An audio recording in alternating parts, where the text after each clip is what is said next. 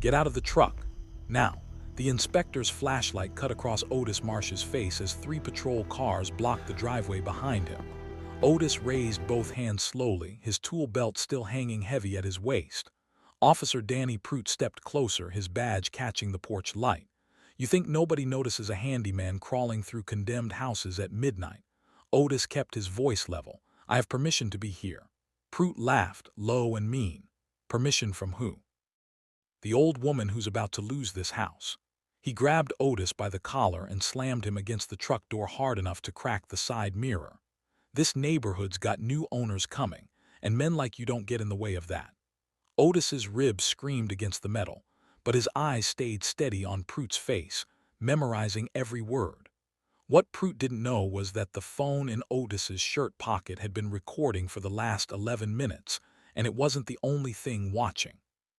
Two unmarked vehicles idled at the end of the block, engines off, headlights dark, waiting for exactly this moment to happen.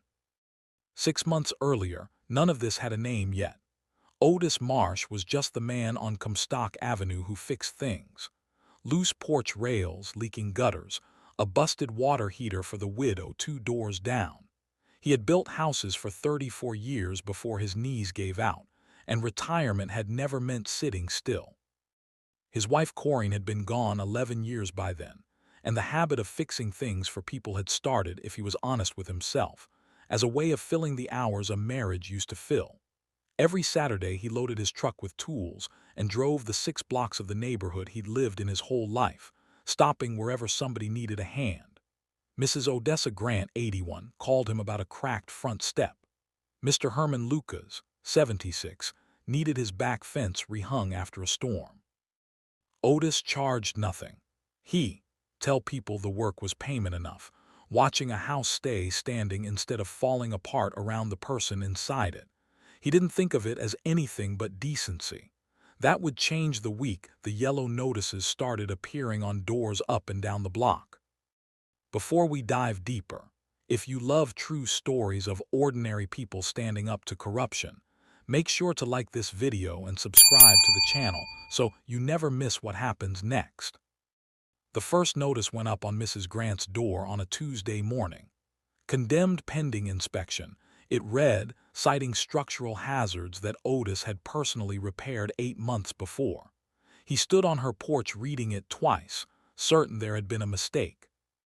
Mrs. Grant answered the door in her housecoat, her hands trembling as she held a second letter, this one from a company called Doyle Renewal Partners, offering to purchase her home for a fraction of what it was worth, cash, no inspection required, closing in 10 days. Otis asked her who from the city had actually walked through the house. She said nobody had. A man had simply driven by, taken photographs from the street, and mailed her the notice a week later. Otis photographed both documents before he left. He told himself it was one clerical error. By the following month, 3 more houses on the block carried the same yellow paper, and every single owner was over 70. The second family to receive a notice were the Petersons, 2 houses down from Mr. Lucas, though their situation carried a different flavor of the same cruelty. Ray Peterson was 79, recently widowed, and had been approached not with a condemnation but with a reverse mortgage broker named Cliff Amos, who arrived at his door with paperwork so dense that Ray had signed without fully understanding. He traded away most of his equity for a modest monthly payment that would evaporate within 3 years. Otis learned of it only because Ray mentioned the broker's business card at a church potluck, and something about the company's letterhead matched an entity Otis had already flagged in his growing folder, another shell registered to the same address as Doyle Renewal Partners. It told Otis the scheme wasn't only about condemnation. It was 2 hands working the same neighborhood from different directions, one manufacturing hazards, the other manufacturing debt, both funneling toward the same pockets. Otis started keeping a folder. He wrote down addresses, dates, the names on the purchase offers, and the badge number stamped on each condemnation notice. Every citation traced back to the same inspector, Danny Prout, and every purchase offer came from the same shell company, its paperwork listing a registered agent whose name Otis recognized from local news coverage of the city council. Councilman Marcus Doyle had spent 2 years championing a redevelopment initiative for the very blocks now filling with yellow paper. Otis didn't say anything to his neighbors about the pattern he was seeing. He didn't want to frighten people who were already frightened enough. Instead, he drove downtown to the county courthouse and started pulling public property records, cross-referencing sale dates against condemnation dates, building something he couldn't yet name, but could feel taking shape under his hands like a house missing its final wall. It was Otis's granddaughter, Simone, who noticed how quiet he'd gotten at Sunday dinner. She was 23, finishing her degree in urban planning, interning 3 days a week at the city's development office. When Otis finally showed her the folder, she went pale reading it because she recognized the shell company's filings from paperwork that had crossed her own desk. "Grandpa," she said, "this isn't a coincidence. This is a system." Together, they mapped the block against every other neighborhood Doyle Renewal Partners had targeted over the past 3 years, and the pattern held every time. Elderly homeowners, minor code violations manufactured into major hazards, aggressive lowball offers timed to arrive before anyone could contest the citation. Simone told him the state attorney general's office had an elder fraud task force that took reports like this seriously. Otis wasn't sure he trusted anyone with a badge anymore. But he trusted his granddaughter, and 2 weeks later, he made the call. Agent Renata Cole met Otis in the back office of a diner 3 towns over, choosing the location herself, watching the parking lot through the window the entire conversation. She was younger than Otis expected, sharp-eyed, unhurried in the way of someone who had learned patience from years of watching cases collapse for lack of it. She listened to everything Otis had gathered without interrupting once. Then she told him what he already suspected. This wasn't the first complaint her office had received about Doyle Renewal Partners, but it was the first with real documentation behind it.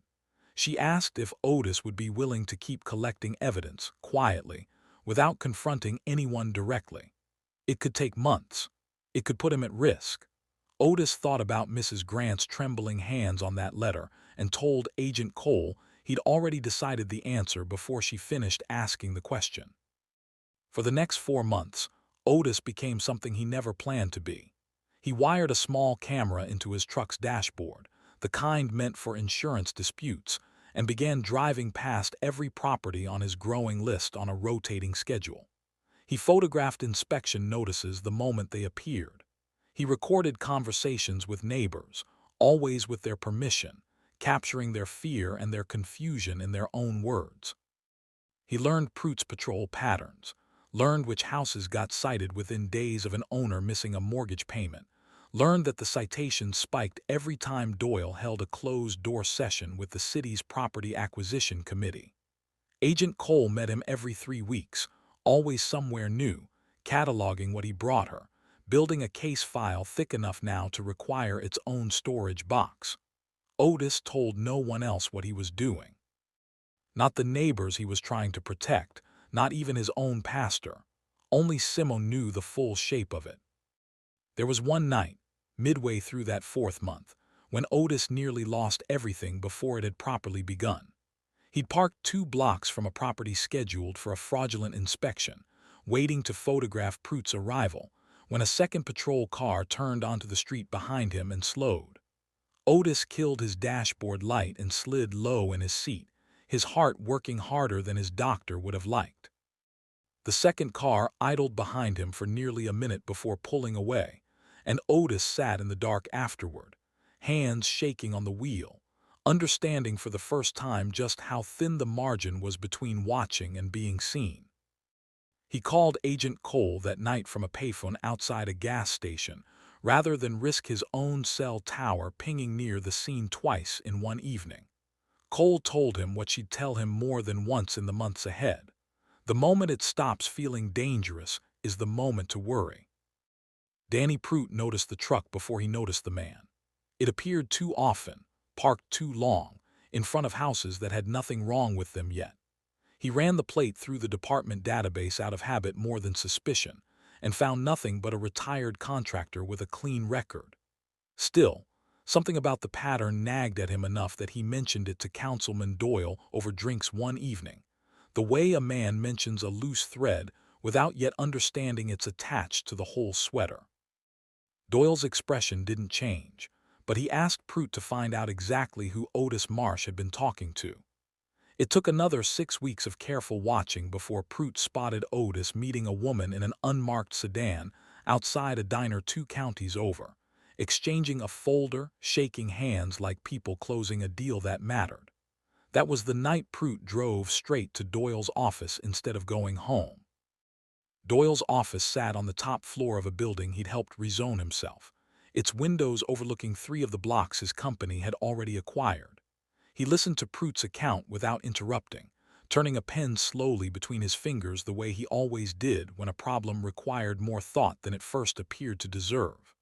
An old handyman, he finally said, isn't a threat on his own, but an old handyman with a federal contact is a different animal entirely.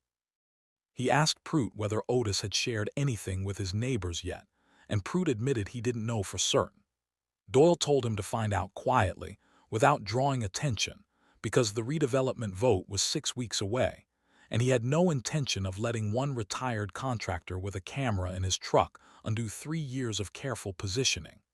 "Handle it the way we handled the Ainsley property," Doyle said, and Prout understood exactly what that meant without needing it explained further. Administrator Carol Whitfield entered the story from a different angle entirely, though her path toward it had been laid years earlier.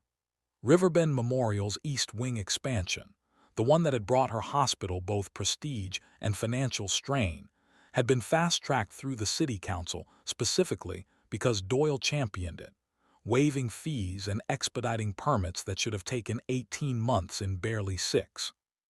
Whitfield understood, in the unspoken way people in her position often understand such things, that favors like that eventually came due. When Doyle called her 3 weeks before Otis's beating and asked, in vague but unmistakable terms, whether she could make a hospitalized patient's medical credibility a little softer around the edges if the need ever arose, she told herself it was a hypothetical question. She would remember later, with no small amount of shame, how easily she had agreed to something she never let herself fully name. The confrontation on Comstock Avenue happened 4 nights later, and it happened exactly the way it opened. Prout cornered Otis outside Mrs. Grant's house after dark, slammed him against his own truck, and made no effort to hide the threat underneath his words. Otis's ribs cracked against the door frame. His head struck the mirror hard enough to split skin above his eyebrow. But the phone in his pocket kept recording, just as it always did now, a habit Agent Cole had insisted on months earlier. What Prout didn't know, standing in that driveway with his hand still fisted in Otis's collar, was that Agent Cole's team had been surveilling the block for 2 weeks, anticipating exactly this kind of escalation once Doyle learned an informant was close. The moment Prout raised his hand a second time, 2 federal-marked vehicles pulled forward from the end of the street, and agents were out of the doors before he even registered the sound of engines starting.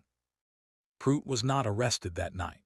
Agent Cole made the call to let him walk away believing he'd gotten away clean, because arresting him too early would tip Doyle off before the case against the councilman was complete. Otis, badly beaten, was taken to Riverbend Memorial Hospital, his ribs fractured, a concussion swelling behind his temple. Simone met him in the emergency room, her hands shaking as she gripped his fingers, refusing to leave his side even when the nurses asked her to wait outside. Agent Cole arrived within the hour, quietly arranging for Otis to be moved to a private room on the hospital's east wing, one she could better secure. She placed a small recording device on the windowsill, its purpose explained to no one but herself, because she suspected Prout wasn't finished, and men who believed they'd escaped consequences rarely stayed away from what still threatened them. She was right. 2 nights later, well past midnight, Prout walked into Riverbend Memorial in plain clothes, flashing a badge that still opened doors even off duty. He told the night security desk he needed to check on a witness statement, and no one questioned a police badge at that hour. He found room 214 exactly where his private inquiry had told him it would be, and he slipped inside, pulling the privacy curtain closed around Otis's bed the way a man seals a room he doesn't want anyone hearing. Otis lay still, his breathing even, his eyes closed. Prut leaned close enough that Otis could smell the whiskey on his breath. "You should have minded your own business, old man," Prut whispered. "Doyle's got lawyers who'll bury your name so deep your own granddaughter won't recognize it. This ends tonight, one way or another."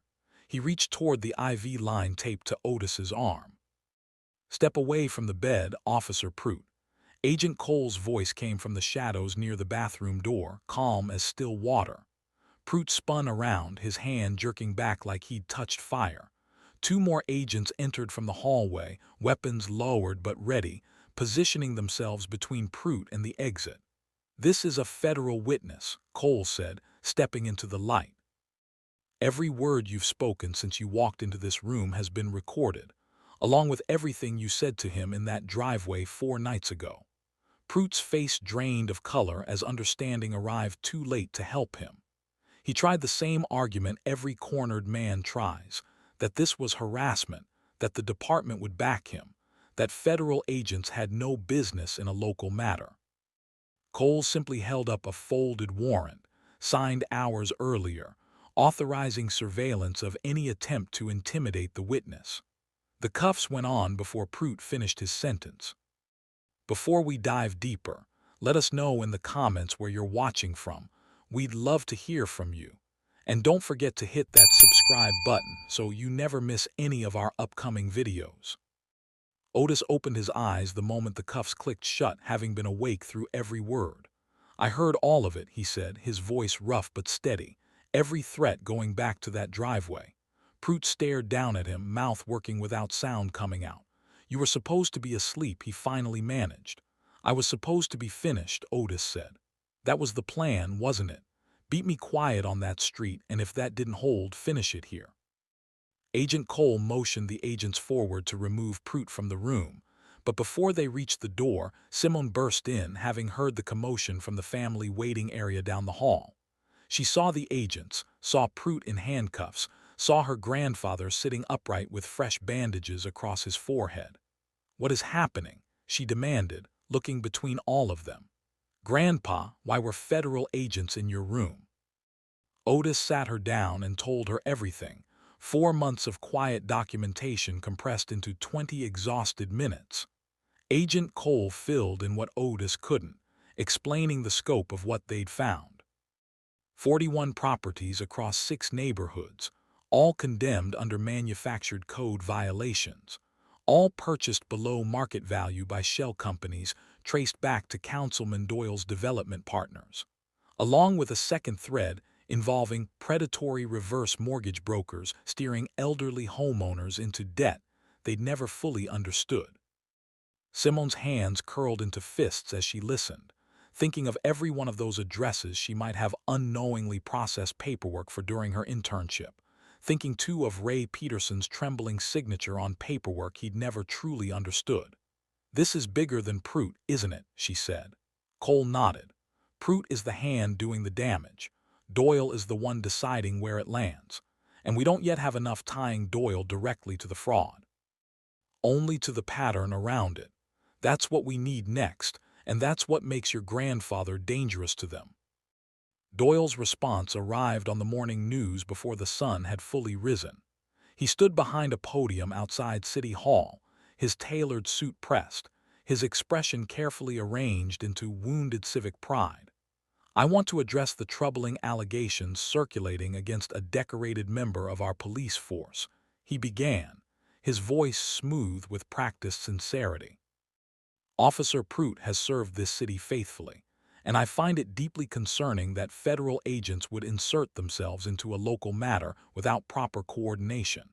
He went further, suggesting that the informant behind these allegations had a history of confrontational behavior, that questions remained about whether evidence had been fabricated to embarrass hardworking city officials. Simone watched the broadcast from Otis's hospital room, her jaw tightening with every sentence.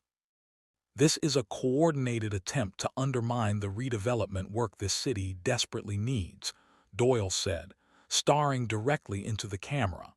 We will not let baseless accusations derail progress for this community. Agent Cole turned off the television before the segment ended. One wrong move now, and Doyle uses it to poison the jury pool before we ever reach a courtroom, she said. We let him talk. We keep building. Otis nodded, but something in his chest had gone cold watching Doyle speak with such ease about people whose lives had been upended for profit. He thought of Mrs. Grant, of Mr. Lucas, of Ray Peterson signing away his equity at his own kitchen table, of every yellow notice he'd photographed on porches that had nothing wrong with them. Then we make him stand in front of every one of them, Otis said quietly. In a courtroom, where his voice doesn't get to be the only one in the room. Cole allowed herself something close to a smile. That's exactly the plan. But first, she warned him, Doyle would try to make Otis look unstable, unreliable, someone easy to dismiss. And when that failed, he'd look for someone closer to Otis to go after instead. Mrs. Grant was the first target of that second pressure. A man she didn't recognize came to her door the week after Pruitt's hospital arrest, identifying himself only as a community liaison, suggesting gently but pointedly that continuing to speak with federal agents about her home's condemnation could complicate the appeal process she'd already filed to get it reversed. He left a card with no company name, only a phone number, and told her it might be easier for everyone if she simply let the matter rest. Mrs. Grant, who had buried a husband and raised 4 children through harder things than a stranger's veiled threat, called Otis the moment the man's car pulled away. Otis called Agent Cole before Mrs. Grant had even finished describing the visit, and within a day, the phone number on that card was traced back to a private security firm Doyle Renewal Partners had quietly retained for what its invoices described only as community outreach services. That someone closer to Otis turned out to be Simone. 3 days after Doyle's press conference, she was called into her supervisor's office at the City Development Bureau, where she was informed an anonymous complaint had been filed alleging she'd accessed confidential property files without authorization and shared them outside the department. The accusation was fabricated down to fictitious file names, but the Bureau suspended her internship immediately, pending review, citing an obligation to protect the integrity of city records. Simone sat in her car afterward for 20 minutes before she could bring herself to drive to the hospital, her hands trembling on the wheel the same way Mrs. Grant's had trembled holding that first condemnation letter. When she told Otis, he closed his eyes and said nothing for a long moment, the weight of what his choices had cost her settling over him like something physical. "This is my fault," he finally said. "No," Simone told him, gripping his hand, "it's theirs, and I'm not letting them win by making us quiet." It was around this time that Reverend Willa Freeman entered the story, though no one in the room that day understood how significant she would become. She served as the hospital's chaplain, a woman in her 60s who had spent 3 decades walking these hallways, offering comfort to people at their most frightened. She had also, in that time, developed an instinct for when something in the building felt wrong, the same way a person learns to read weather in their bones. She'd been present the night Pruitt was arrested, called in afterward to sit with a shaken Simone, and something about the entire episode had stayed with her since. 2 nights after Simone's suspension, Reverend Freeman noticed Otis's medication chart didn't match what she'd overheard the attending physician order earlier that day. A sedative had been added, one strong enough to keep a man unconscious for the better part of a day, authorized by a signature that didn't resemble the doctor's handwriting at all. Reverend Freeman brought the discrepancy directly to Agent Cole, who examined the chart with the same sharp focus she brought to every piece of evidence in the case. The timestamp showed the order had been entered after visiting hours, by someone with administrative access far above a floor nurse's clearance. If that sedative had been administered, Cole said grimly, Otis would have been defenseless the next time anyone came through that door with bad intentions. Reverend Freeman admitted she'd learned over the years to photograph anything on a chart that struck her as wrong before it could quietly disappear, and she produced copies of the original, unaltered orders from earlier that same day. It was the first thread connecting the hospital's own administration to whatever was happening to Otis, and Agent Cole immediately began asking who inside Riverbend Memorial held the kind of access required to alter a chart undetected. The answer arrived from an unexpected place. A young records clerk named Tyrell Banks, who worked the overnight shift in the hospital's security office, approached Reverend Freeman 2 days later, visibly nervous, asking to speak somewhere private. He told her he'd noticed hallway footage from the night of Pruitt's arrest had been quietly deleted from the system the following morning, logged as routine maintenance by a supervisor named Grady Voss, who had no scheduling reason to be anywhere near that footage. Tyrell had copied the files to a personal drive before the deletion completed, uncertain what he was looking at but certain it mattered. The footage showed Voss escorting Pruitt past the front desk that first night, using his own badge to bypass sign-in, leading him directly toward Otis's room with the ease of a man who already knew exactly where he was going. Reverend Freeman brought Tyrell straight to Agent Cole, understanding immediately how dangerous this information made him. Cole moved quickly once she had the footage, connecting Voss's badge access logs to an administrative override approved less than 2 hours before Pruitt's late-night visit, an override that traced back to hospital administrator Carol Whitfield, a longtime associate of Councilman Doyle's redevelopment initiative through a hospital expansion project Doyle had personally championed on the city council. The web was widening exactly as Cole had warned it would, extending from a single corrupt officer into the hospital's own leadership. Days later, Grady Voss made a second attempt, appearing at Otis's door in the pre-dawn hours with a clipboard and a claim about routine equipment calibration that no legitimate maintenance schedule would ever require. Reverend Freeman was already stationed outside the room by then, having taken to sitting there through the overnight hours herself, and she refused to move until he produced written authorization he didn't have. An agent detained him within minutes, his phone revealing a text from Whitfield instructing him to get the room cleared before morning. Before Cole could formally move against Whitfield, a fire broke out in the hospital's basement record storage, the same location where confiscated personal effects, including physical backups of the security footage, had been logged as evidence.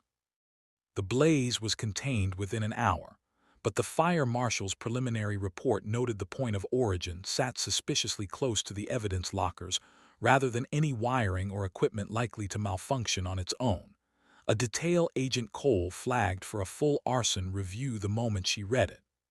The damage to that storage room was total nonetheless, and with it went the only physical copies Tyrell hadn't already handed over. Otis, watching smoke still curling from the stairwell vents as staff evacuated patients past his gurney, understood without needing to be told that someone inside the hospital had decided the fire was worth the risk of drawing even more federal attention, which told him more about how frightened Doyle's circle had become than any press conference ever could.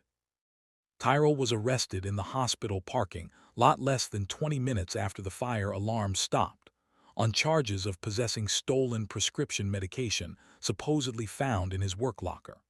He had never so much as taken an aspirin without a doctor's order in his life, and the charge collapsed almost immediately under scrutiny, but not before it served its purpose, casting doubt on the credibility of the very witness who'd handed over the footage. Reverend Freeman watched him led away in handcuffs and felt something in her harden into resolve. That evening, Simone received a letter from the Architecture Licensure Board she'd applied to for early certification, informing her that her application had been flagged pending an investigation into professional misconduct allegations, the same fabricated file access story now following her into her future career before it had even properly begun. Otis, watching his granddaughter read that letter, felt his own spirit crack in a way his broken ribs never had. That night Doyle appeared on the evening news again, his tone even more confident than before. Today's events speak for themselves, he told reporters, gesturing vaguely toward the hospital behind him.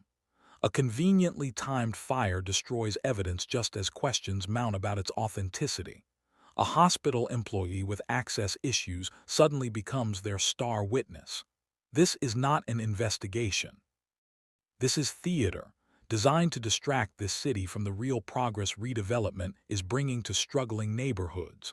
Otis watched the broadcast from his hospital bed, feeling the ground shift beneath everything he'd built over 4 exhausting months.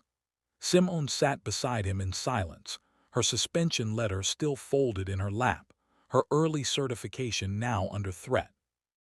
For the first time since this had started, Otis allowed himself to wonder if quiet compliance might have spared his granddaughter everything Doyle had cost her, and the thought sat in his chest like a stone he couldn't set down. Reverend Freeman found him awake in the dark hours before dawn, unable to sleep, staring at the ceiling the way a man stares at a problem with no visible solution. She pulled a chair close and told him something she hadn't shared with anyone yet. 3 nights earlier, passing Administrator Whitfield's office, she'd heard raised voices through a cracked door and had quietly recorded what she could make out on her phone, uncertain at the time whether it would matter. She played it for him now. Doyle's voice, unmistakable, instructing Whitfield to find any medical justification to question Otis's competency before he could testify, to make him look unstable in front of a jury, by any means the hospital's paperwork could provide. Otis sat up slowly, feeling something return to his chest that had been missing since the fire, a small, hard certainty that the truth had simply been waiting for the right moment to surface again. Agent Cole arrived within the hour, and after listening to the recording twice, her expression shifted from cautious optimism into something closer to resolve. "This connects Doyle directly to obstruction," she said. "Not through Prout, not through inference. His own voice giving orders. Combined with Tyrrell's footage, the chart alteration, Grady Voss's second attempt, and everything you've already documented, we finally have enough to move on all of them at once." She began making calls immediately, coordinating with the state prosecutor's office to schedule an emergency evidentiary hearing before Doyle's team could mount another counterattack. Reverend Freeman squeezed Otis's hand. "I've been a chaplain in this building for 30 years, she told him. "I've watched good people convince themselves they're powerless more times than I can count. I wasn't about to watch it happen to you." Simone, hearing the recording for the first time, allowed herself to cry, not from fear this time, but from something closer to relief. In the days before the hearing, Agent Cole's team worked around the clock to shore up every piece of the case against any challenge Doyle's attorneys might raise. Financial investigators traced the shell companies layer by layer, confirming that Doyle Renewal Partners had funneled acquisition profits through 4 separate entities before finally reaching an account bearing Doyle's own name. Cliff Amos, the reverse mortgage broker who had visited Ray Peterson's kitchen table, agreed to cooperate once investigators showed him the scope of what he'd unknowingly helped orchestrate, providing records of 11 other elderly homeowners steered into the same predatory loans. Mrs. Grant, undeterred by the stranger who'd come to her door, gave a full statement about the visit, and the private security firm's invoices became one more thread tying Doyle's operation together. By the morning of the hearing, the case file that had started as a single folder in Otis Marsh's truck had grown into 6 bankers' boxes of evidence. The federal courthouse rose against a gray morning sky as Agent Cole's team moved Otis through a secured underground entrance, his bandages smaller now, his back straighter despite the pain still living in his ribs. Simone walked beside his wheelchair, one hand resting on his shoulder, watching every face they passed with the wariness of someone who had learned the hard way not to trust easy smiles. Reverend Freeman had insisted on coming, seated now among a small crowd gathering in the courtroom gallery. As Otis was wheeled toward the witness area, he recognized faces filling the benches behind him. Mrs. Grant, walking slowly but with her chin lifted. Mr. Lucas, arriving with his daughter's arm looped through his. Ray Peterson, sitting quietly near the back, still uncertain of his place in all of it. One by one, the neighbors whose porches Otis had repaired for free, whose yellow notices he had photographed in secret for months, filled the gallery to bear witness to what happened next. Councilman Doyle entered through the main doors flanked by 3 attorneys in expensive suits, his silver hair perfectly composed, nodding to reporters with the easy confidence of a man who had never once believed consequences applied to him. Behind him walked Prout, released on bail pending trial, his swagger returning the moment cameras found his face. Administrator Whitfield arrived separately, her usually composed appearance frayed at the edges, refusing to meet anyone's eyes as she took her seat.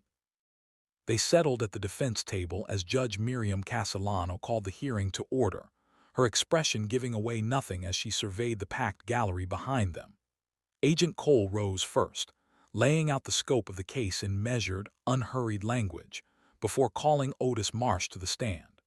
The room fell silent as his wheelchair was positioned facing the judge, the elderly neighbors behind him sitting up a little straighter, as though his presence alone had given them permission to finally stop shrinking. "My name is Otis Marsh," he began, his voice steady despite everything it had survived to reach this room. "I've lived on Comstock Avenue for 41 years. I fix things for my neighbors because it's the decent thing to do, not because anyone asked me to." He described the first yellow notice on Mrs. Grant's door, the repairs he'd made to that very step 8 months earlier, the purchase offer that arrived a week later for a fraction of what the house was worth. Doyle's lead attorney, a composed woman named Patris Lowell, objected, suggesting Otis's head injury made his recollections unreliable. But Otis answered without hesitation, "My memory is angry, counselor, not confused," and a ripple of quiet approval moved through the gallery behind him. He named every address, every date, every badge number, walking the courtroom through 4 months of documentation with the same careful precision he'd once used framing a house, laying one board evenly against the next until the whole structure stood on its own. On cross-examination, Lowell tried a different approach, suggesting Otis had a personal grudge against Doyle stemming from a rezoning dispute years earlier that had nothing to do with the current allegations. Otis answered plainly that he had never met Councilman Doyle before this case began, and that the only grudge he carried was on behalf of neighbors who had lost their homes to paperwork none of them understood. Lowell pressed further, asking whether federal agents had coached his testimony or shaped what he chose to document. Otis looked at her steadily. "Nobody had to coach me to write down what I saw with my own eyes," he said. "I've been building things with my hands my whole life. I know how to notice when something isn't square." Lowell had no answer for that, and after a long pause, she returned to her seat, having gained little ground against a witness who refused to be rattled by anything short of the truth itself. Mrs. Grant took the stand next, describing in her own words the fear of watching a stranger's car idle outside her home, the confusion of a condemnation notice for repairs that had been finished less than a year earlier, the visit from the unnamed man warning her to stay quiet. Mr. Lucas followed, describing the fence Otis had rebuilt for him, and the citation that arrived for that very fence 11 months later, listing damage that no longer existed. Ray Peterson testified last among the residents, his voice unsteady as he described signing paperwork at his kitchen table without fully grasping what he was giving away, admitting through tears that he'd been too embarrassed to tell anyone how badly he'd misunderstood the terms, until Otis gently asked him about it one Saturday afternoon. The gallery listened in a silence that had weight to it, the kind that comes from people recognizing their own fear reflected back at them from someone else's mouth. Agent Cole played the recordings one after another, letting the courtroom hear exactly what Prout had said in that driveway, exactly what he'd whispered in that hospital room days later. Then came the footage Tyrell Banks had preserved, showing Voss leading Prout past hospital security with practiced ease, followed by the badge access logs tying that override directly to Whitfield's credentials. Finally, Cole played Reverend Freeman's recording, Doyle's own voice instructing Administrator Whitfield to manufacture doubt about a witness's competency before he could ever take the stand. The courtroom erupted. Doyle's face went ashen as his attorneys whispered urgently around him, and he rose as though to leave before federal marshals stepped into position at every exit. Judge Castellano struck her gavel 3 times, but the sound of a system finally cracking open couldn't be contained by wood against wood. Agent Cole stood at the center of the room and read the charges aloud, one by one, as marshals moved toward Doyle, toward Prout, toward Whitfield and Voss seated quietly near the back of the gallery. Grant Prout shouted that it was all a setup as the cuffs closed around his wrists, that 20 years of service meant something, that he'd only ever done what he was told. His own union attorney quietly gathered her briefcase and stepped away from the defense table without a word. Doyle tried once more to argue federal overreach before a marshal reminded him of his right to remain silent, a right his own lawyers finally convinced him to use. Whitfield, asked directly by a reporter shouting from the gallery whether she regretted altering a patient's chart, said nothing at all, her silence answering more clearly than words could have. Charges against Tyrell Banks were dropped with prejudice that same afternoon, and Agent Cole made certain the courtroom heard it, watching Reverend Freeman nod with quiet satisfaction from the gallery. Otis did not smile as it happened. He simply watched, steady in his wheelchair, as 4 months of quiet, careful documentation did what fear and intimidation had spent years trying to prevent, revealing itself completely, in daylight, in front of the very people it had tried hardest to silence. 3 months later, the newspapers told a different story than the one Doyle had once tried to write. Former councilman denied bail in redevelopment fraud case. Officer Prout pleads not guilty to civil rights charges. Riverbend Memorial Administrator resigns amid conspiracy investigation. Doyle Renewal Partners agrees to a settlement, its seized assets redirected toward the very neighborhoods it had tried to dismantle. Cliff Amos, cooperating fully, helped unwind 11 predatory reverse mortgages, restoring full equity to homeowners who had signed them without understanding what they were losing. Tyrell Banks returned to Riverbend Memorial in a new role within hospital security, one created specifically at Reverend Freeman's insistence to make certain no future clerk would face what he had faced for simply telling the truth. On a bright Saturday morning, Otis stood in front of a small stage set up in the parking lot of the Comstock Avenue Community Center, leaning on a cane now instead of a tool belt, his ribs mostly healed, his memory occasionally still stuttering under stress the way the doctors had warned him it might. Simone stood nearby in her architecture program's fresh acceptance letter tucked into her jacket pocket, her suspension long since overturned, her name cleared publicly the same week Doyle's was dragged through it. Mrs. Grant sat in the front row beside Mr. Lucas, both of their homes fully restored to their names, the fraudulent condemnations reversed by court order. Ray Peterson sat beside them now too, his equity restored, his shoulders carrying a little less weight than they had all spring. Behind them sat dozens of neighbors whose porches Otis had once fixed for free, now gathered to watch something new take shape.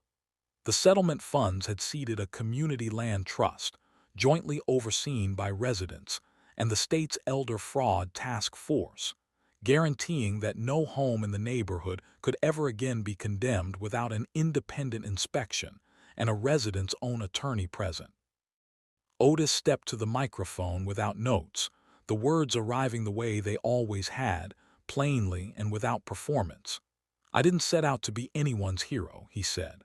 "I just got tired of watching good people lose their homes because somebody decided their age made them easy to take advantage of."